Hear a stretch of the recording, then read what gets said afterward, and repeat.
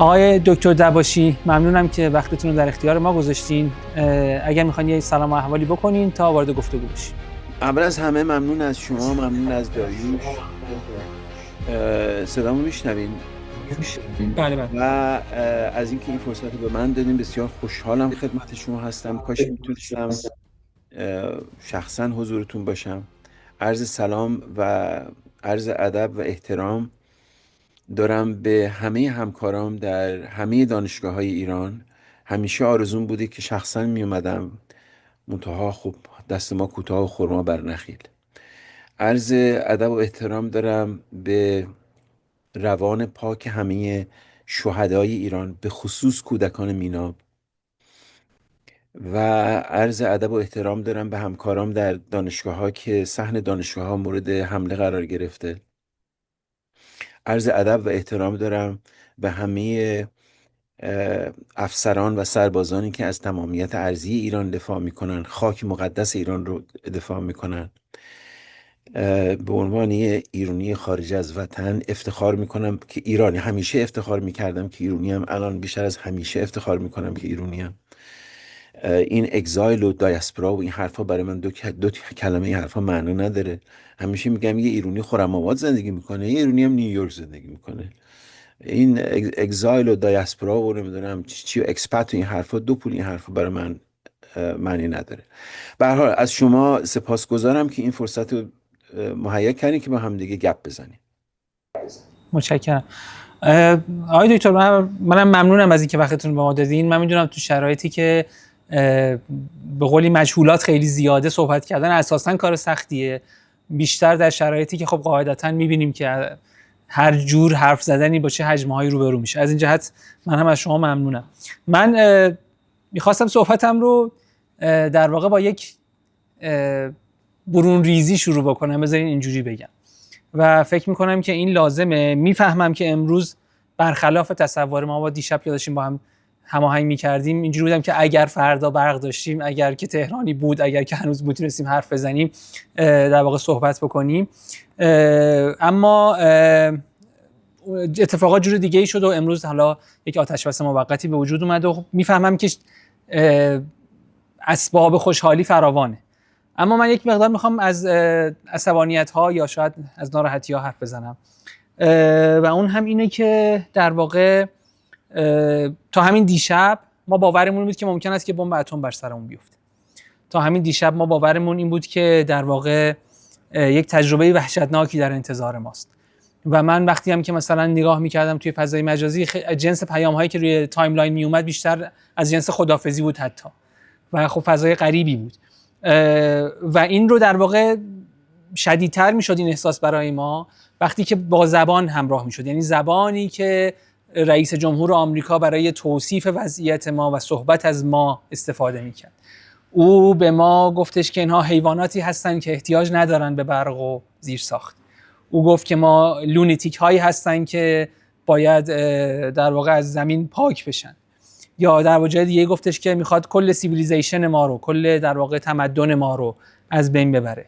جای دیگری گفتش که میخواد ما رو به استون ایج یا عصر حجر برگردونه. این زبان دائمی که در واقع در هم تنیده بود با یک شکل اوریانی از نجات پرستی، این در واقع وقتی بیشتر تسعید میشد که شما وقتی که در واقع اخبار رو دنبال میکردین اساساً احساس نمی‌کردیم که ما ساکنین این جغرافیا جنسی از جنس انسان بودن داریم. ما احساس نمی‌کردیم که کسی هستیم، احساس نمی‌کردیم که داستانی داریم، احساس نمی‌کردیم که صورت و صدایی داریم. کسانی بودن که به جای ما حرف می‌زدن، کسانی بودن که از طرف ما حرف می‌زدن اگر می‌خواستن پیامی از سمت ما منتقل بکنن، و کسان دیگری بودن که اساساً صدای ما براشون اهمیتی نداشت. ما اعدادی بودیم که لازم بود برای این جراحی بزرگ در واقع قربانی بشیم. و این در واقع علاوه بر این که من دیشب خب به واسطه این که یک بچه کوچکی در خانه دارم، به واسطه این که یک زندگی ما اینجا داریم، به واسطه این شهری که دوستش داریم، خب طبیعتاً اندازه احساس ترس بود. اما از اون بیشتر برای من احساس خشم بود. خشم از این که دیده نمیشم، خشم از این که صدا ندارم، و خشم از این که کسانی که من سالها باهاشون زندگی کردم به واسطه این که در مدت طولانی بیرون از ایران بودم، اساساً اینها آن وقتی، مخصوصا در اروپا، آن وقتی صداشون نسبت به رنج ما بلند شد که قیمت بنزین بالا رفت، نه وقتی که جنازه های ما بیرون می اومد. و این رو به نظرم تو یک لابراتوری انسانی پیشتر در غزه امتحان شده بود، اما خب این تجربه دست اولی که ما تو این ماجرا به وجود اومد برامون به نظرم خیلی تکان دهنده بود. شما توی کتاب اخیرتون بعد از بربریت این ماجرا رو مفصل راجبش صحبت کردید. در واقع از این صحبت کردید که ما چطور بی شکل، بی صدا و بدون نام میشویم. من فکر میکنم که اساساً هیچ مدل صحبت کردنی درباره ایران به عنوان یک جامعه ممکن نیست مگر اینکه ما بفهمیم که در مقیاس جهانی در این وضعیت هستیم. به نظرم از اینجا شروع بکنیم. شما به ما بگید که ما در چه پروسه‌ای به این نقطه رسیدیم که ما اساساً سامبادی نیستیم، به قول انگلیسی‌ها هیچ کس نیستیم. عرض دارم خدمت شما که صحبت‌های شما خیلی به دقت نه تنها وضع فعلی و این جریان 30 و چند روزه که ایران مورد حمله ناجوان مردانه، ناجوان زنانه قرار گرفته، بحث عمیق‌تر فلسفیه. اگر شما خاطرتون باشه، من حتی قبل از که کتاب بعد از بربریت هم، موقعی که یورگن هابرماس خداش بیامرزه اخیراً فوت کرد، یه مطلبی رو امضا کرد که زیرش تلویحاً قتل عام ملت فلسطین رو تایید کرد. نوشتم مسئله سر این نیست که یه کسی خبر نداره از اینه که داره در فلسطین چه میگذره، بلکه ما اصلا موضوعیت متافیزیک برای اون نداریم. ما اصلا موضوعش نیستیم. ما انسان نیستیم. یعنی انسانی رو که از مثلا فرض بفرمایین مقوله Enlightenment Modernity که اون قدر بهش اعتقاد داره به وجود آمده، اون یه مسئله اروپاییه که این اصلا در تمام جوانب افکار اجتماعی فلسفیش، مثلا فرض کنین چیزش، کتاب معروفش Structure of چیز بگین Public Sphere، چیز عمومی، سپهر عمومی، که داره راجب اینه که این سپهر، شما خاطرتون هست که راجب این سپهر عمومی چگونه داره شکل میره که یک جامعه مدنی داره به وجود میاد که مقابل دولت داره قرار میگیره و اصلا در واقع محمل اولیه شکلی سپهر عمومی روزنامه ها که اخبار رو میارن. آخه موقعی که من راجب این مطلب می نوشتم گفتم این اخبار از کجا میارن؟ اخبار دارن برای تجار اروپایی میارن، از اقصی نقاط دنیا دارن میارن، در حالی که اقصی نقاط دنیا اصلا موضوعیت اجتماعی، سیاسی، فلسفی براش نداره. طبیعتا ماهایی که انسانی هستیم، این انسان یه نوع در واقع محوریت و قائم به ذاتی خودشو به عنوان انسان داره، انسان کما انسان داره که اصلا موضوعیت در تفکر و تخیل فلسفی اونا نداره. حالا دامنه های فلسفی این زیاده و منحصر به ما هم نیست دکتر حمدیه، به این معنا که مثلا یه متفکر آرژانتینی هست که من خیلی بهش توجه دارم و میخونم کاراشو، اخیراً هم فوت کرد خداش بیامرزه، انریکه دوسل. انریکه دوسل یه کتابی داره Philosophy of Liberation، فلسفه رهایی بخش، که درش میگه که قبل از اینی که انسان اروپایی ایگو کوگیتو داشته باشه، من دانا داشته باشه، ایگو کوگیتو، این ایگو کوگیتوی اروپایی مبتنی بر ایگو کنکیرو، من فاتحه. یعنی یه من فاتحی پشت من داناش قرار گرفته. خب ما که شکست خوردیم به تصور و تخیل اونا، ما اصلا موضوعیت و منیت و سوبژکتیویته نداریم. حالا این در نتیجه منظورم این ابعاد فلسفی داره که ما تا به مقوله مدرنیته به یه تقابل کریتیکال داشته باشیم، یه تقابل انتقادی داشته باشیم، نه اینه که ما ضد مدرنیته هستیم، ما تقابل انتقادی با مدرنیته داریم، چون تمام این شکلی ابعاد فلسفی این از اونجا شروع شده. حالا اگر ما یه ذهن استعمار زده‌ای داشته باشیم، ذهن استعمار زده، و با اجازه شما الان به دلیل سبوعیت این حمله اسم میبرم، داریوش آشوری یکی از الفساد این ما و مدرنیته یعنی یه مدرنیته بوده که یه جشنی بوده و یه هدیه‌ای بوده به جهان، ماها لیاقتشو نداشتیم، نمیفهمیدیم چه ریختیه و شروع کردیم مثلا در مقابل ضد مدرنیته شدیم. آخه آدم حسابی تو به منی که الان 50 سال اینجا دارم زندگی میکنم میتونی بگی ضد مدرنیته؟ حالا به من بگو، به ادوارد سعید هم میگی، به وائل حلاق هم میگی، به جوزف مسعد هم میگی، به همه. آخه یه جریان فلسفی که دور جهانه راه افتاده که چگونه شده ما به اینجا رسیدیم. در نتیجه مسئله که شما دو عنوان میکنین یه جنبش فلسفیه، یه جنبه دیگهش مسئله زبانیه. شما الان قبل از که ما شروع کنیم ما داشتیم صحبت میکنیم آیا انگلیسی صحبت کنیم یا فارسی صحبت کنیم. خوشبختانه الان فارسی صحبت میکنیم. مسئله سر اینه که زبان فارسی و توانایی های فلسفی زبان فارسی این رو الان در کار اخیری که من دارم میکنم ما نباید ببریم به مقوله فلسفه اسلامی. فلسفه اسلامی یه مقوله اورینتالیستیه، یعنی وقتی که کوربن آمد ایران و یکی از واضعان مقوله فلسفه اسلامی بود، داشت از تخیل خودش از فلسفه غربی فرار میکرد، دنبال یه فلسفه، یه جایگاه فلسفی متفاوتی میگشت، اسمش گذاشت فلسفه اسلامی. نه اینی که فلسفه اسلام در فلسفه ما تاثیر نداشته، به طور قطع اسلام داشته، ولی مثلا فرض کنین افکار فلسفی یونانی هم قبل از اسلام توی افکار فلسفی ما تاثیر داشته، از هند هم تاثیر گذاشته. در ضمن محوریت زبان فارسیه. محوریت چه عواملی در شکل‌گیری زبان فلسفی فارسی دخیل بودن نیست. الان هر چیزی رو که شما نگاه کنین، مثلا فرض کنین سهروردی رو نگاه کنین، سهروردی افکار فلسفی قبل از اسلام ایران، یعنی حکمت خسروانی در تفکرش دخیله، اسلام هم دخیله، ولی هر کدوم از این فلاسفه‌مون رو بگیرین، مولا صدرا رو بگیرین، همینطوری بیاین جلو.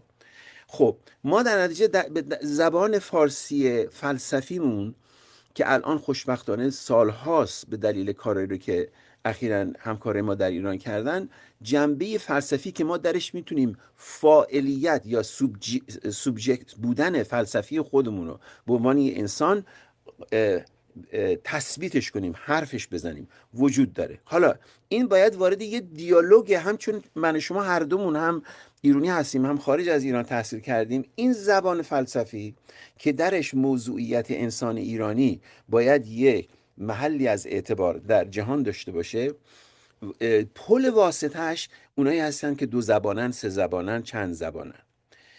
این جنبه فلسفی قضیه است. ولی یه جنبهش برمیگرده که آیا در واقع من ایرانی که سالها به دلایل مختلف زندگیم رو توی کشورهای عربی گذروندم، چون نمیتونستم بیام ایران، کشورهای عربی شدن جایگزین ایران برای من. حتی یه چیز جوک خنده‌داری راجع به من هست، بین فلسطینی‌ها میگن فلانی حمید دباشی تنها فلسطینیه که اطلاعات وسیعی راجع به ایران داره. خیلی من خوشحالم از این حرف.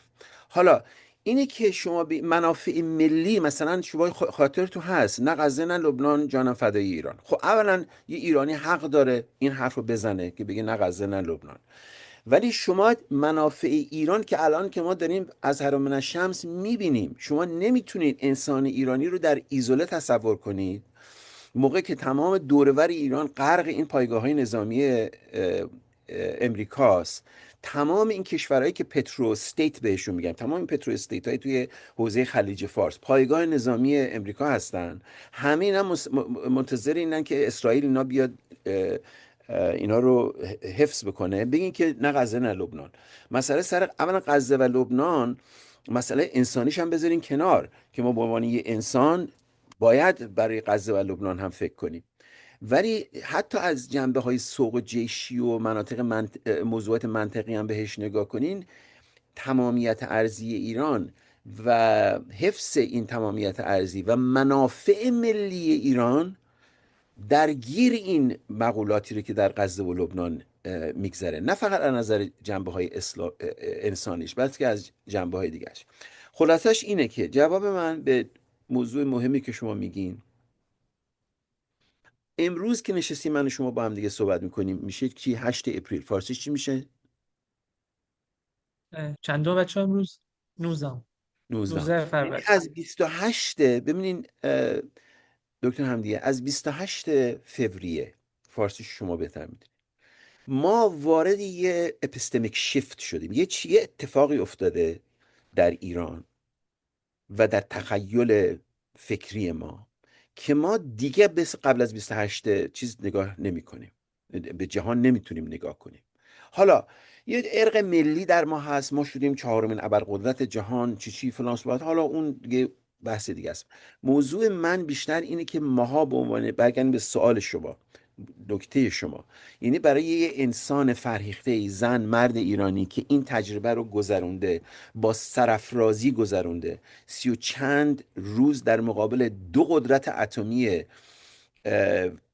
وحشی مقابله کرده و سرفراز بیرون اومده، تمامیت ارزیش رو حفظ کرده و الان صبح پا شده داره خرابیاشو آباد میکنه، پلاشو میسازه، عرض به خدمتون دانشگاهاشو بازسازی میکنه، بچه هایی رو که با عجله به خاک سپرده به یاد میاره. اینا ما یه به اصطلاح ذهن ما مثل یه کپرنیکن رولوشن، مثل یه چیز انقلاب کپرنیکیه. حالا ابعاد این کپرنیکن رولوشن چیه؟ یعنی این پارادایم شیفتی که تاماس هیون بهش میگفت که بعد از کپرنیکن رولوشن که دیگه در واقع جهان زمین مرکز نیست، خورشید مرکزه، تمام چیزها دیگه داره تغییر میکنه. ما الان زوده، ما الان هنوز چه اونه که ما بیشتر کسانی که مثل تو در ایرانن، بقیه ما که ایران نیستیم ولی دلمون در ایرانه. ابعاد این کپرنیکن رولوشن چیه؟ چه اتفاقی افتاده؟ زوده، ولی یه چیزی مسجله، یکیش مقاومت دلیرانه همه ملت ایرانه. هر جنگی که ما داخلی داشتیم، مخالف جمهوری اسلامی بودیم، موافق جمهوری اسلامی، اینا همه پاک شده رفته. الان دیگه اسم میارم، این آقای محمد مرندی هست که میاد اینجا توی چیزا صحبت میکنه. من الان حتی به محمد مرندی که الان 20 سال من با این مخالفم، الان میگم دمت گرم محمد، تو برادر منی، من با تو مخالفم ولی دمت گرم، بیا حرفاتو بزن. چرا؟ برای اینکه ببینید زمین ایران برای ما یه حالت تقدس داره. ما اگر به تاریخ ما نگاه کنی، یه موقع ما زرتشتی بودیم، میگفتن نه آقا زرتشتی خوب نیست، مانوی خوبه، گفتیم آقا مانوی. گفتن نه مانوی خوب نیست، مزدکی خوبه، گفتیم آقا مزدکی. گفتن مزدکی نه اسلام، گفتیم اسلام. گفتن اسلام نه شیعه، هر چی گفتن گفتیم چشم، ولی به زمینه چسبیدیم. زمین برای ما حالت تقدس داره. در نتیجه و کی از زمین دفاع کرده؟ ملت ایران دفاع کرده. سران ما رو که همه رو زدن، از بالا تا پایین زدن، کشتن. مردم دفاع کردن. سپاه الان سپاهی که داره از تمامیت ارضی ایران و از هوملند به اصطلاح داره دفاع میکنه، برای ملت داره دفاع میکنه. از جنبه نظری اگر با کار من آشنا باشی میدونیم من ساورنتی رو، یعنی حاکمیت رو، نه حکومت رو، ساورنتی متعلق به ملت میدونم نه به دولت. ملت حاکمیت و ساورنتی رو به قرض میده، امانت میده به یه دولتی، ببین آیا لیاقت نگهداریشو داره یا نداره. ولی همیشه این یه قرض موقتی که داره به دولت میده و همیشه هم میتونه پس بگیره. الان ما در اون موضع هستیم. من سعی میکنم جوابم هم توی که گفتیم کوتاه کنم که بیشتر گفتگو داشته باشیم، ولی این موضوع رو که داریم میگیم، یعنی ماها چگونه داریم وارد جهان میشیم. این مقاله اخیرا نوشتیم ایران re-enters its history، ما داریم باز میگردیم به تاریخ معاصر ما. دقیقاً.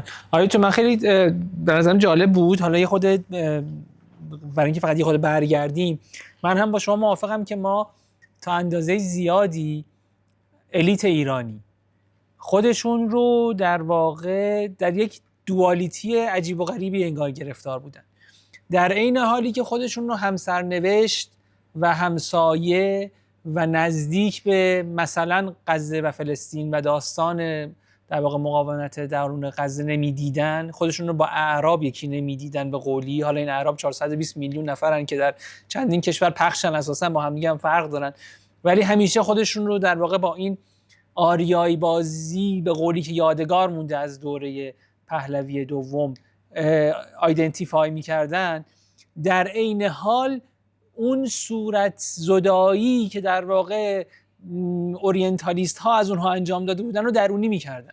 یعنی خودشون رو در مقابل آن کس بیرونی ناچیز میدیدن و اساسا خودشون رو از نگاه او انگار میفهمیدن.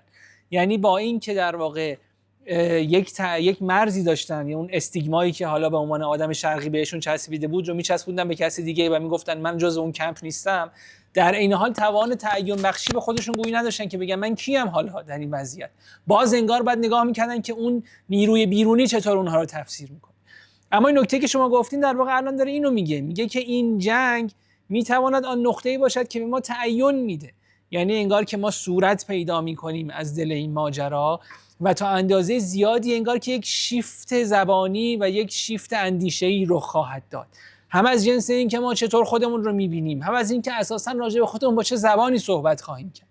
این شاید بشه گفت اون زبان ایران خراب شده، اون زبان این مملکت که درست نمیشه، آن زبان ما ایرانی ها نمیتونیم اینجوری باشیم یا اونجوری باشیم یا اونجوری باشیم، انگار که این الان تا اندازه زیادی به حاشیه خواهد رفت. جاش یک چیز جدیدی به دنیا میاد که اون در واقع از بودنهای ما احتمالاً صحبت میکنه و محصول یک شکست پیروزی، انگار شکستی که حالا از این جهت که ما نتونستیم مسئله سیاسیمون رو حل بکنیم، یک دخالت خارجی وارد شد، اما یک پیروزی که این کشور بدون اینکه یک وجب از خاکش رو از دست بده بیرون اومد. حالا به قول شما باید وایسیم ببینیم این تعیین این شکلش چیه، مختصاتش چی خواهد بود. اما اون ارجاع ادوارد سعیدی رو انگار که باید اینجا داشته باشیم که ما تا اندازه زیادی در طول تاریخ خودمون روشنفکری ایرانی خودش رو از نگاه دیگری شناخته بود، الان یک فرصتی انگار براش مهیا شده که خودش چیزی از زبان خودش بگه. عرض کنم خدمتت که از این نکته آخری که راجع به ادوارد سعید که ما خودمون رو از دید دیگران میبینیم، این اتفاقا یکی از مواضع خیلی مهمیه که من با رفیق مرحومم و با همرزمم سعید اختلاف دارم. برای اینکه اون فلسطینی بود، من ایرانیم. اون به عنوان یه فلسطینی که در اورشلیم به دنیا اومده و از کودکیش مجبور شده بره به مصر و مورد ظلم و همچین رو در روی استعمار و انگلیس و اسرائیل قرار گرفته، همیشه یه خود سر چیزتون بدیم پایین شما آره عالی بفهم.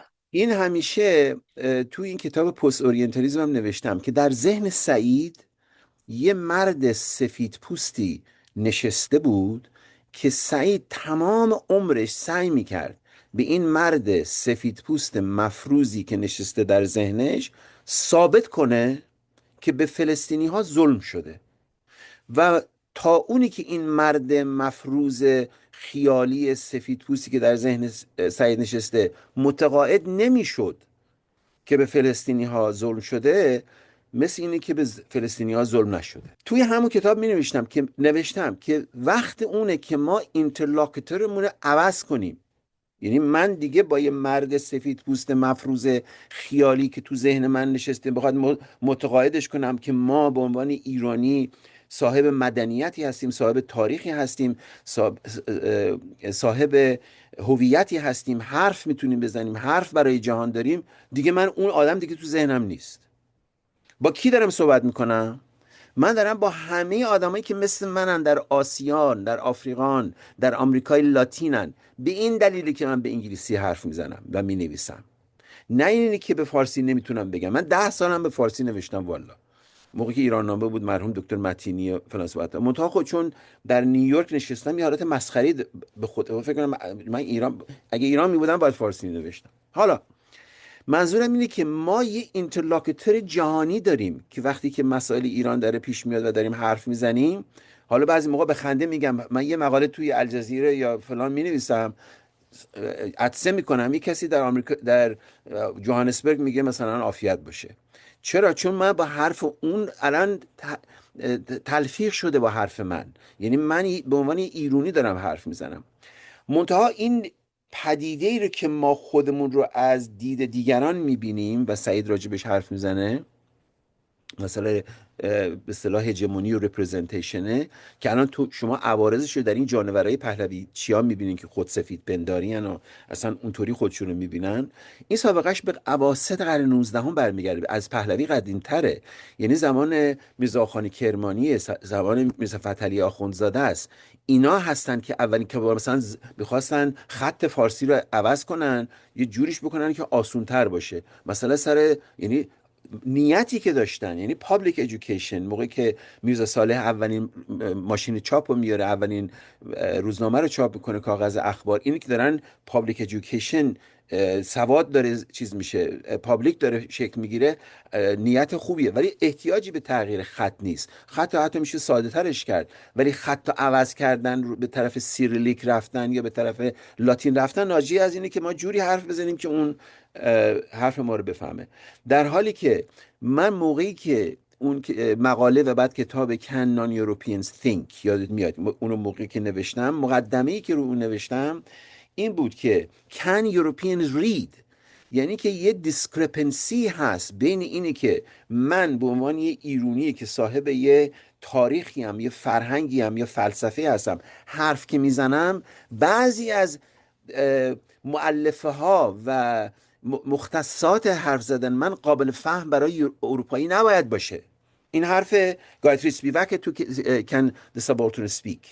یعنی اگه هر چی رو من بگم به عنوان یه ایرونی، این کاملا 100% برای انگلیسی، برای فرانسوی، برای امریکایی قابل فهم باشه، من پریدم تو خونه اون، دارم با خونه اون حرف میزنم. مثلا الان ما یه چیزی داریم، پدیده داریم، میگیم قرون وسطای اسلامی. میگه آقا قرون وسطای اسلامی یعنی چی؟ قرون وسطا، وسطا اساسا پدیده وسطا و قرون وسطا، حالا مثلا عربا میگن عصور الوسطا، حالا عصور الوسطا یا قرون وسطا، اون برای اروپایی زمانبندی و تاریخ اروپا درسته. من از چه سنن؟ حالا اون حتی خود مورخین اروپا همطور که میدونید دارن میگن invention of the middle ages، یعنی چجوری شد، در چه مرحله بود که اصلا مقوله قرون وسطای میدل ایجز رو اینا اومدن وضع کردن که تاریخ دوره، حالا اون مقوله خودشه. منتها من بگم که قرون وسطای اروپا، قرون وسطای اسلامی یا ادبیات قرون وسطای فارسی، من وقتی داشتم کتاب تاریخ ادبیات فارسی مو مینوشتم داشتم که آقا قرون وسطا یعنی چی؟ معنی نداره توی زمان بندی ما. اینا خیلی کلمات زیاده. مثلا فرض کنید کلمه سکولار، عربا براش یه چیز درست کردن، علمانیه، من درآوردی اینی نیولوژیسم علمانیه. ماها که خوشبختانه اصلا بگیم سکولار، آقا معنیش چیه؟ یعنی شما در این ما مثلا مقولاتی هست مثل عرف که از شریعت با شریعت متفاوته، عرف هست، شریعت هست، تازه همه افکار ما که شریعتی نبوده، نه مرحوم شریعتی که قلابی درست کرد که با خودسی نبود. آره، حالا فوتنوت یه چیز کرد، قلابی درست کرد که با فانون در مکاتبه بوده که دروغ بوده نبوده، حالا اشکال نداره، حرفاش شبیه فانون بوده، دلش میخواسته بگه که شبیه فانونه. ما افکار فلسفی داریم، ما افکار عرفانی داریم، ما افکار سیاسی داریم که این وقتی شما سیاسی و عرفانی و فلسفی و شریعت رو بذارین کنار هم دیگه، یه جهان دیسکورس متفاوتی ایجاد میشه که چجوری داره حرف میزنه. الان موقعی که داریوش محمدپور، الان میبینم اسمش، موقعی که داریوش کتاب آقای حائری داشت ترجمه میکرد، حکمت و حکومت، یکی از شاهکارهای ترجمه است، دم داریوش کم داشت ترجمه میکرد، اصلا با این مقوله داره مواجه میشه که این کلمات فارسی رو که یا بار معنوی فلسفی رو به خصوص برای مرحوم آقای حائری که رو کلمه هستی رو که میتونست وجود به کار ببره ولی کلمه هستی رو داشت به کار میبرد. منظورم اینه که ما بیشتر ما داریمش، ما خودمون نمیدونیم. یعنی به مرحله وقتی آقای ابراهیمی دینانی داره حرف میزنه راجع به فلسفه چیز و فلسفه سهروردی، او وقوف داره به این امر، منتها زبانی رو که بتونه بیاد مثلا در نیویورک، در انگلیس، در فرانسه با دانشجوها بشینه حرف بزنه نداره. یعنی مثل سید حسین نصر، خداوند عمر و عزتش رو زیاد کنه، یعنی سید حسین نصر میگفت تو باید مسلمون بشی اول که بیا مثلا فلسفه اسلامی بفهمی. آخه ما نه، یک کسی باید همونجا که هست وایسه، منتها باید یه زبان مشترکی رو ما پیدا کنیم که بتونیم از نظر اپیستمولوژیش، آنتولوژیش، چی با هم دیگه بتونیم حرف بزنیم. به نظر من الان چه کسایی که در داخل ایران دارن کار میکنن، چه کسایی که در خارج از ایران، و امیدوارم که این اتفاق ناگواری که افتاده و ماها رو به هم دیگه نزدیک کرده، فرق نمیکنه فارسی حرف میزنیم انگلیسی نه، این نگاه دیگه مال من و تو با سعید فرق میکنیم. ما الان تو مقایسه کن موقعی که امریکا به عراق حمله کرد، موقعی که امریکا به افغانستان حمله کرد، با موقعی که این با اون جانور اسرائیل اینا به ایران حمله کردن. خب ما سرفراز از اون تجربه اومدیم بیرون. این سرفرازی از اون تجربه اومدن بیرون، اون پاسداری که کنار لانچر نشسته، اون بقالی که وای میشه از اهواز خیابون سیمتری میره روی پل سفید وای میسه، اینا بخشی از یه حافظه تاریخی جمعیه که ما همه درش هستیم. منتها و از اونجا که حرف میزنیم، از اون موضعی که داریم حرف میزنیم، یعنی دوربین رو به قول امیل نادری اونجا میذاریم، از اونجا به جهان نگاه میکنیم دیگه. من در واقع چیز نیستم، محکوم نیستم که جهان رو از دید غرب نگاه بکنم و یا بگم تو مثلا برای من انسانیت باید قائل بشی. من از اون مراحل گذشتم. مثل اون چیزه، مثل اون قصه، حالا وای میستم برای که یه حرف تا حرف میاد، مدتی هم فارسی حرف نزدم، مثل ورور جادو حرف میزنم. مثل اون موقع اون قصه چیز یاد دیگه، قصه رومی، موسی و شبان. موقعی که موسی بهش میگه مثلا اینطوری نگو، فلانی حرفا این جفنگیات چی میگی، خدا مثلا چیز نداره، میگه اوکی ببخشید، عذر میخوام، تو موسی بهتر میفهمی، رفت. بعد خدا میاد بهش میگه بنده ما را از ما کردید جدا و چی و اینا، برو عذرخواهی کن. میره سراغ چیزه شبان که ازش عذرخواهی کنه. شبانه میگه چی داری حرف میزنی؟ من از اون مرحله گذشتم، اگه به تو بگم کجام تو الان دیوانه میشی.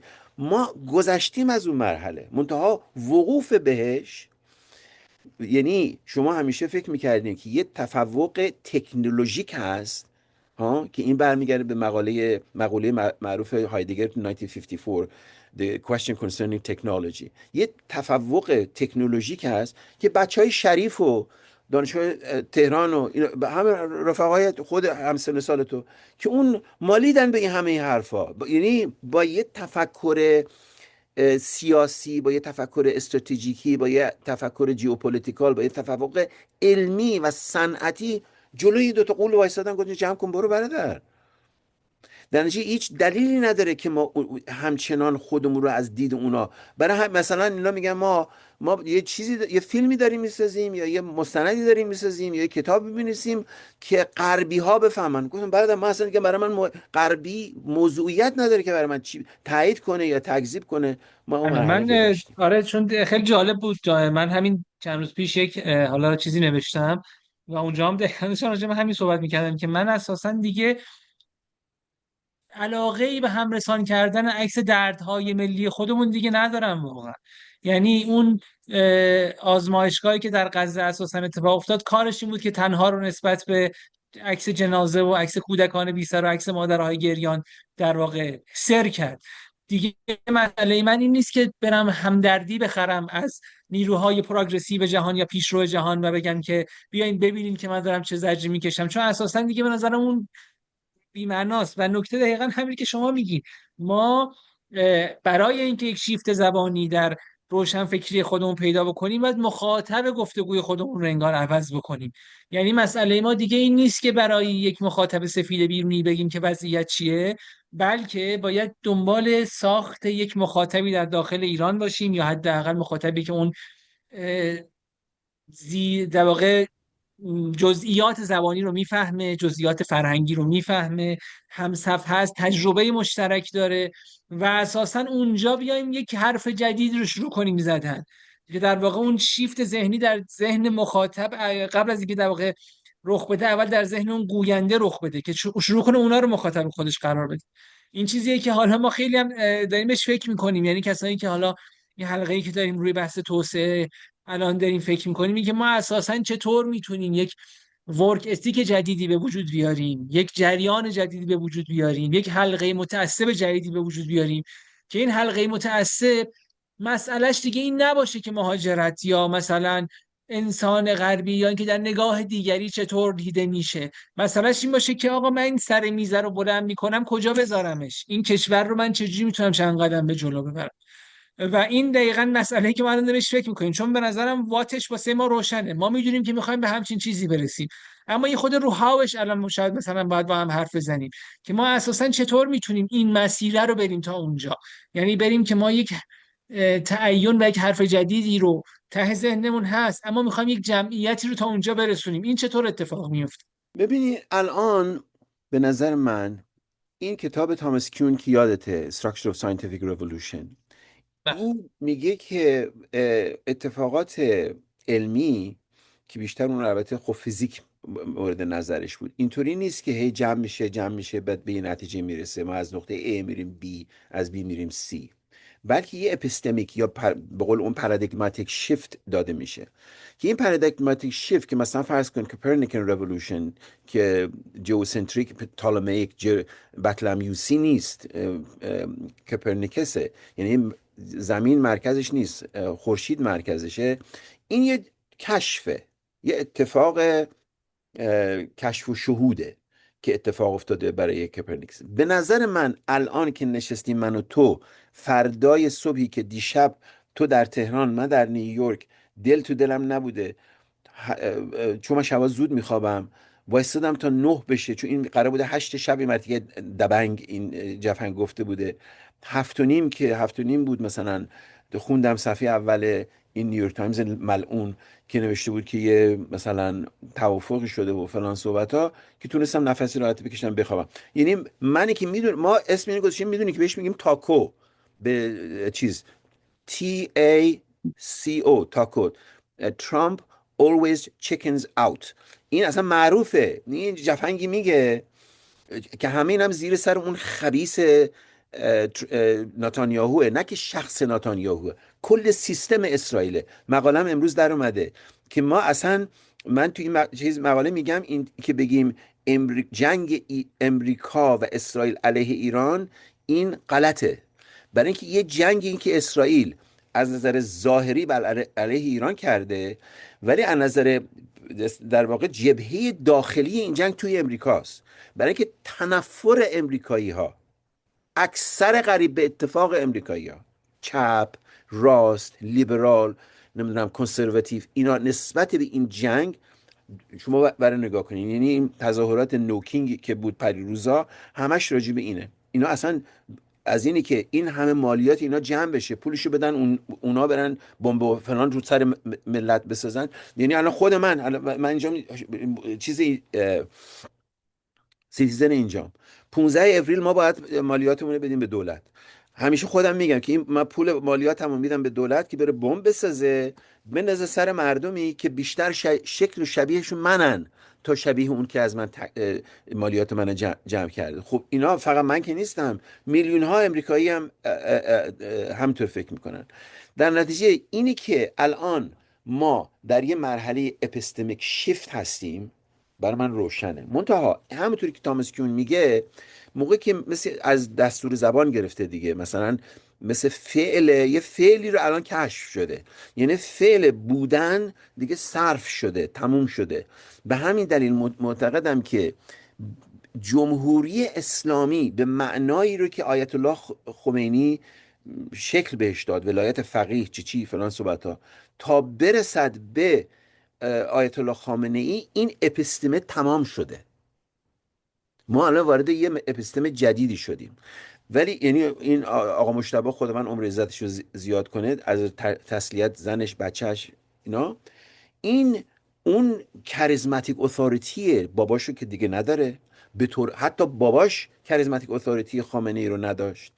در نتیجه این اپیستیمه، این پارادایمه مثل یه فعلیه که هجی شده، همه نوع انواع فعلش شما صرف کردین. ما الان کاشف یه فعل جدیدیم. حالا این فعل چیه؟ هنوز زوده، باید فکر کرد. منتها این کشف این موقع که ما الان هستیم، یعنی ما وقوف داریم به شکلی فعل جدیدی. این فعل جدید که تو که سن پسر من فکر کنم داری، که دیگه اعلی درجه وقوف به این فعل و به تدریج هجی کردن اینو چیزش کرد، کانجوگیتش کردن. اولا این فعله چیه؟ تو داشتن، بودن، رفتن چیه؟ خود این فعله رو باید ماهیتش فهمید و بعد حالا چگونه این رو باید کانجوگیتش کرد. این نسل ها شاید طول بکشه. یعنی بدون اینی که اغراق کنم، به نظر من اهمیت این جنگ هم مثل جنگ مغوله، مثل حمله اسکندره، مثل حمله اعرابه. اخیراً یه مقاله نوشتم اینا رو همه رو گفتم. مثلا چه میدونم جنگ های ایران و روسه. منتها نوشتم مثلا جنگ های ایران و روس، از قبل جنگ های ایران و روس ما پوشکین رو کشف کردیم، داستایوفسکی رو ترجمه کردیم، نمیدونم تولستوی رو ترجمه کردیم. اینا الان فقط این اپستین فایل دارن به ما بدن. این وقوف به این فعل که الان ما در بحبوحشیم، توجه کنیم ما مدتی طول میکشه بفهمیم چه اتفاقی افتاده، هنوزم خارج نشدیم. یعنی امیدواریم که این 2 هفته ای رو که اینا میگن منجر به یه چیزی بشه، ولی کنترل ایران روی تنگی هرمز و قلع و قم کردن تمام پایگاه های نظامی امریکا در این کشورهای عربی خلیج فارس، این امر ساده ای نیست و فقط هم جیوپولیتیکال نیست که مثلا چیز تغییر داده. یه جنبه های تاریخی، مثلا الان پترودلار در خطر قرار گرفته. الان مثلا دیدین که از کشتی ها دارن عوارض رو به چیز چینی میگیرن. یعنی جوان جان، آره منظورم اینه که جوان یه چی؟ تغییراتی داره در ژئوپلیتیک داده میشه که هنوز ما نمیدونیم. معلوم نیست که تمام این 10 ماده ای رو که ایران داده به چیز همه رو بپذیرن اینا، چون هم اینا یه مقداری باید حفظ آبروی خودشون بکنن، باید وایستاد فهمید چه ریختیه. ولی از اینی که 30 و چند روز اسرائیل و امریکا زدن، بچه های ما رو کشتن، دانشگاه های ما رو خراب کردن، پلامون رو خراب کردن، چیز نفت ما رو زدن، گاز ما رو زدن، چی که دیگه تو خودت تهرانی از من بهتر میدونی، و به نتیجه نرسیدن، یه انقدر خاک نرفته. توجه کردین؟ الان یه مقاله دارم توی لس آنجلس ریویو بوک داره در میاد چند روز دیگه، راجع به کاخ گلستانه. ما که اینا رو که ول نمیدیم که، راجع به کاخ گلستانه، مطمئن نه راجع به اینی که کاخ گلستان اهمیت تاریخیش چیه، راجع به فخرالملک، یکی از دخترای ناصرالدین شاه، که یواشکی موقعی که نقیب الملک برای باباش قصه میگفته شبا، این میرفته پشت در میشسته گوش میداده این قصه ها رو و مینوشته، یعنی تبدیل میشده از قصه به رمان. این رمان امیر ارسلان نامدار از گفته نقیب الملک میاد به انشای فخر الملک. تو ببین این چقدر زیباست. بعدم میرفته اتاقش میشسته اینا رو نقاشی میکرده. یعنی ما تاریخ ادبیات معاصرمون از اینجا در اومده، از توی این قصد در اومده. یا من یادم میاد من دانشجو بودم تهران، با همکلاسیام رفتیم اصفهان برای مثلا بازدید مثلا آثار فلان اصفهان. از بدیه شانس ما همین رضا پهلوی اون موقع چیز بود، شازده بود، با شازده مراکشی اومده بودن ملاقات از چیز. حالا اون داستانش خنده‌دار نوشتم. ولی وقتی مسجد جامع ما میرفتیم، مسجد جامع نمیدونم رفتی یا نه اصفهان، مسجد جامع، دیوار مسجد جامع پشتش دیواری که از معابد زرتشتیه. یعنی از معابد زرتشتی روش مسجد جامع رو ساختن. و بعدم مثلا من یه بچه جوالق اهوازی رفتم، مثلا دانشجو بودم رفتم اونجا اونو نگاه کردم. ما این رو که ول که نمیدیم. من که دارم به تو میگم، من که دارم این حرف میزنم، من پس فردا 15 جون میشه 75 سالم. این یقه اینو به قول آقا چراجو میگه اصفهانیایی که یقهشو گرفته، گفت یقه رو ولده ناقلوسی رو بگیر. ناقلوسی، این ناقلوسیه. این اسرائیلر که ما ول نمیدیم برادر. گوش میدی؟ اینطوری که بیاد بزنه و بره. و این وقوف به این امر، وقوف به این چیز اپیستمیک فارسی چی میگیم؟ اینو ما بهش وقوف پیدا کنیم، ابعادش رو بفهمیم، این تغییره چیه. و حالا این چیه؟ جنبه های سیاسی و ژئوپلیتیکال و غیره داره، یکی جنبه های فلسفی و فکری و اندیشه داره. و که به قول تو دیگه ما از دید دیگه، منی که سن بابای تو رو دارم دیگه، از به خودم و به فرهنگم از دید اونا نگاه نمیکنم، چه برسه به نسل تو که دیگه اصلا آزادتره. اون وقت باید، حالا مدت ها طول میکشه که اینو کانجوگیتش کرد، فعله رو پیدا کرد و شروع کرد به کانجوگیت کردنش به فارسی، به انگلیسی، غیر ذالک. یه شکافی رو که امیدوارم این زعمای امور، این برادرای ما اجازه بدن اتفاق بیفته. و آرزوی من دیگه 75 سال، من خطری برای چیز ندارم که من بیام دانشگاه تهران، شیراز، اهواز، هر چیزی، بشینم با اینا حرف بزنم. توجه کردی؟ با همکاران، با دانشجو حرف بزنیم. این حرف زدن نه برای اینکه من دلم برای ایران تنگه. اولا من از ایران دور نشدم که مثلا رفته حالا دلم تنگ بشه. هر چه قرمه سبزی هم خودم قرمه سبزی درست میکنم بهتر از همه. اینه که این شکاف دیگه نشه، این سوء تعبیر ادامه پیدا نکنه، این سوء تفاهم وجود نداره که اگر که من حرفی در انتقاد از جمهوری اسلامی زدم، من مثلا مخالف کشورم یا تو الان دیگه همه ابعادش فهمیدین دیگه. یکی از دلسوزی حرف میزنه، یکی از پوفیوزی حرف میزنه، یکی نوکر چیز بگه که میگه بمب اتم، مرتیکه اسم نسلش هم نمیدونم چیه، بمب اتم میگه بندازید روش. یکی داره میگه آقا این بچهای ما که روسری نمیخوان بپوشن، بذار نپوشه، دنیا به آخر نمیرسه. الانم تو کف خیابون میبینیش، گریه هم میگیری این چیز بدون حجاب، با حجاب، کم حجاب. حالا همین نشسته یه دختر با یه دختر خانمی پریروزا صحبت میکرد، میگفت تو با این بسیجی ها چیز، گفت هنوز دلم چیز خسته نباشی بهشون نمیگم، ولی یعنی دل پری داره، مثلا یه دونه باتونی تو سری زده. گفت ولی بعد اون آقایی که باش صحبت میکرد گفت ولی تو شما ازدواج کردی؟ گفت نه ازدواج نکردم. گفت حاضری زنش بشی؟ گفت بله معلوم.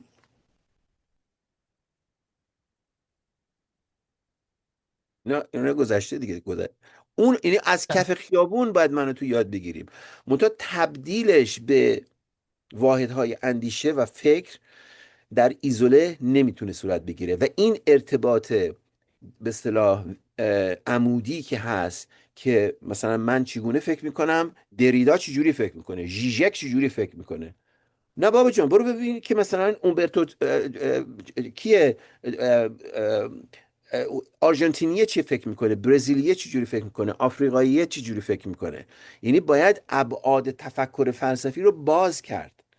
مثلا یک کسی مثل کوجن کاراتانی ژاپنی که الان 30 ساله داره راجع به مسائل مختلف حرف میزنه، به خصوص چیزای فلسفی، یا انریکه دوسل، ایناست که باید به فارسی ترجمه بشه، دعوت بشن، حرف بزنن، غیر ذالک. نه اینه که هی چیزی که با من چیزی گفت، دریدا چی گفت، این چی گفت، ژیژک چی گفت، این چی گفت، هابرماس چی گفت. این ارتباطه باید بیشتر افقی بشه تو اینطوری عمود. چون اون عمودیه آقا ای داد ای امون، ما هابرماس رو دعوت کردیم آمد ایران و اینطوری گفت. آیا تو حالا من خیلی با این طرف شما موافقم. همین مثال حجاب که زدین، یک موقعی من یادمه که اساساً اونقدر بحث بزرگی بود که در واقع تمام اکسیژن اندیشه‌ای و فکری کشور رو سمت خودش میکشید و الان وقتی بهش نگاه میکنیم اونقدر دوره از ما و اونقدر این مسئله پیش پا افتاده به نظرمون میاد و اونقدر حل شده در نظرمونه که اساساً دیگه بهش فکر نمی‌کنیم. من احساس میکنم که این جنگه هم از همین قاعدتاً پیروی میکنه. یعنی چیزهایی که ما یک موقع واقعاً وقت میذاشتیم راجع بهشون فکر بکنیم، الان خیلی برام بدیهی شدن و احتمالاً یک تغییر اساسی در این که ما راجع به چی اساساً فکر میکنیم رخ خواهد داد. در نهایت فکر میکنم این سوال رو پس بزنید ازتون بپرسم، شما فکر میکنید یا حداقل امیدوارید اون ایرانی که از این ماجرا ایمرج میکنه و بیرون میاد چه مختصاتی داشته باشه؟ ببین من امیدوارم، من برای خودم میگم، لیاقت اینو داشته باشم که در حرفی که میزنم، کلاسی که درس میدم، مقاله‌ای که می‌نویسم، کتابی که دارم می‌نویسم، لیاقت این لحظه، این اتفاقی رو که در ایران افتاده بدونم، بفهمم و اینو تبدیل کنم به واحدهای تفکر چیزم. الان مثلا فرض کنید من اوائل چیز بعد از انقلاب، من مثلا منتقد آقای سروش بودم به دلیل چیزای اول انقلاب، ولی الان سروش برای من به دلیل مواضع درستی که در مقابل این جنگ گرفته که از عزیزترین انسان هاست برای من. با کدیور مرتب در تماسم، با همه این چیزا دیگه. روشنفکر دینی، من حتی در مورد روشنفکر دینی میگم روشنفکر دیگه ولمون کن. دینی یعنی چی؟ یعنی تو وقتی میگی من روشنفکر دینی ام، یعنی من بیدینم. تو از کجا میدونی من بیدینم؟ یه دفعه با یکی دیگه از این رفرمیستا چیزای ابواب جمعی آقای خاتمی در لندن صحبت میکردیم، اسمش دیگه نمیارم، آدم محترمی. گفتم من به عنوان یه شیعه مثلا فلان. بعد اون گفت مگه تو خودت شیعه میدونی؟ گفتم ببخشید پس چی ام؟ پس من شیعه نیستم بعد چی ام؟ گفت نه نه ما خیلی استقبال میکنیم. گفتم ببخشید شما کی هستی که استقبال کنی؟ من که از یه مادر شیعه، از یه پدر بوشهری، مادر دسفولی تو اهواز با چیز 40 به دنیا اومدم، تو باید تایید کنی که من شیعه‌ام؟ جمع کن برادر. یعنی اینه که منظورم اینه که ماها این لحظه، این لحظه ای که یه دفعه یه چیزی از دل این فرهنگ زده بیرون و فقط هم تو قیافه معصوم این بچه ها میبینیش، توی اون آدم های گمنام میبینیش. اینو باید فهمیدش، قدرش دونست و انشالله امیدوار بود که ما لیاقتش داشته باشیم که اونو شروع کنیم به در واقع کانجوگیت کردنی که توی مثلا سالهای آینده چه اتفاقی در قرار بیفته. ایران امیدوارم وقوف پیدا کنه به این جنبه جهان وطنیش، یعنی وطنه ولی در جهان داره زندگی میکنه و این جهان و اینو به رفقای عرب هم میگم، عرب غرب، عرب غرب، عرب غرب. این ایران و ایران و غرب، این دوگانگی شکسته بشه. یه کتابی دارم امیدوارم به دست رسیده باشه، اسلام and the West The Future of Two Illusion. اینا دو تا ایلوژنه که هی تو آینه همدیگر رو تعیین. یعنی به برکت این اتفاق ایران خودش رو در آینه جهان ببینه، نه در آینه غرب ببینه. الان مثلا میفهمم که چرا ارق ملی میگه ما 4مین قدرت جهان شدیم و فلان صحبت ها، ایوی نداره. ولی اگر ایران خودش رو بتونه در آینه جهان، در آسیا ببینه، در آفریقا ببینه، در آمریکای لاتین ببینه که والا به خدا من میدونی ما با 57 ها به ما فوش میدن، من با کمال افتخار بچه 57 ام. توجه میکنی 57 ها میگن که شما انقلاب کردین. خیلی خوب کردیم انقلاب کردیم. اولا انقلاب فرد نمیکنه، انقلاب یه پدیده اجتماعیه. اینطوری نیست که مثلا من حمید دباشی دانشجو بودم طرفدار انقلابم بودم، چون من طرفدار انقلاب بودم انقلاب شد. آخه همچی چیزی در پدیده اجتماعی نیست. ولی اگر من 57 ام، ملا چپی مجاهد، من ملای درس هم هستم، چپی هم هستم، به نوعی هم مجاهدم، با کمال میل و افتخار ملا چپی مجاهد مخلصت، 57 مخلصت. یعنی بازسازی یک نوع جهان نگریه که ما همیشه داشتیم و واجدش بودیم، ولی به دلیل تفکر استعماری و ذهن استعمار زده ما وقوف بهش نداشتیم. به این دلیل یه اعتماد نفسی پیدا کنیم، امیدوارم. یعنی من راجع به خودم میگم لیاقت این لحظه رو داشته باشم در تاریخ معاصرمون که بازسازی اون جهان نگریه که ایران در آینه جهان دیده میشه. اولا شرق و غرب بنز جلو، شمال و جنوب. من حتی به این گلوبال ساوث اعتقادی ندارم. تو گلوبال ساوث برده ایدی امین و آدمای قاتل گلوبال ساوث هم هست. گلوبال نورث چی؟ گلوبال نورث شما یعنی من بگم گلوبال نورث بده که بعد جیمز بالدوین رو نمیخوام، مالکوم اکس رو نمیخوام، آخه معنی نداره. نمیدونم هانا آرنت رو نمیخوام، ادوارد سعید رو نمیخوام، چون اینا گلوبال نورث بودن، من گلوبال ساوث هم. تمام اینا رو باید در دور ریخت، چشما رو باز کرد، از 4 پنجره باز به دنیا نگاه کرد. اون موقع یک رنسانسی، حالا اگه قرار ما کلمه رنسانس رو بشه، یعنی ریزورکشن، بازسازی. همه این کلمات اروپایی که من میشنم خوب فوری یه چیز میگیرم، میترسم. رنسانس برای تاریخ اروپا خیلی هم مرحله مهمی بوده، مرحله اساسی بوده، ولی هر جای دنیا هر اتفاقی میفته دیگه رفورمیشن و رنسانس این حرفا درش نیست. یه موقع یه مقاله روشم راجع به ویگن گفتم، همه میگن ویگن مثلا دین مارتین ایران بود. گفتم نه، دین مارتین ویگن اونجا بود. اینا همه رو باید با مفاهیم بازی کرد، باید با مفاهیم یه ارتباط میدونی حتی بچگانه داشت. اینقدر اینا رو جدی نگرفت، شرق اومدی غرب اومدی، شمال زندگی میکنی جنوب داری، اینا همه به هم ریخته. همیشه تو این کورسی که رو استعمار درس میدم اینه که میگم استعمار اینی نیست که اونجا اتفاق میفته. همین اینجا در نیویورک استعمار توی گارمنت اندستریش که بری پر از کارگرایی که غیر قانونی ان کوتن کوت و دلیل اینه که غیر قانونی ان اینه که اینا بتونن زیر خط فقر بهشون چیز بدن و صداشون هم در نیاد، اتحادیه کارگری هم نتونن درست بکنن. این نوع جهان رو اگر بشه در ایران تصورش کرد و بر اساس اون تصور کورس درس داد، لکچر گذاشت، دانشجو تربیت کرد، مجله چاپ کرد، کتاب چاپ کرد، به نظر من این اتفاق خواهد افتاد.